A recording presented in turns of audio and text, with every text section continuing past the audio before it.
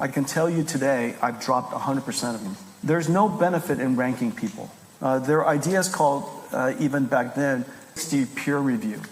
There's no benefit in that. There's no benefit in asking people to rate and review you. I found that most of those techniques don't really work. But in the context of academia, frankly, with AI, I think the idea of information being somehow inaccessible so that it's even worthwhile to compete anymore to get the right answer, I think those days are kind of gone.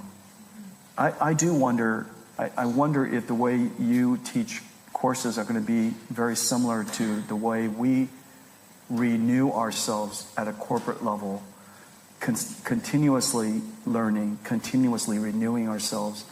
I'm quite famed for saying I don't fire anybody. And the reason for that is grounded in wisdom. We want to encourage our employees to innovate, which requires them to take risk, which requires them to be vulnerable. They're going to do something that puts themselves out, and they'll likely fail. And if they're taking sufficient risk that is proportional to the type of company that we want to be, then they should fail often. But if we let go of people that we rank to the bottom 5% rule, you might have heard of that management technique as well. Every single year, remove the bottom 5%, because if you do that, then what's left in the soup, is consommé. But that's complete nonsense, because we love stew.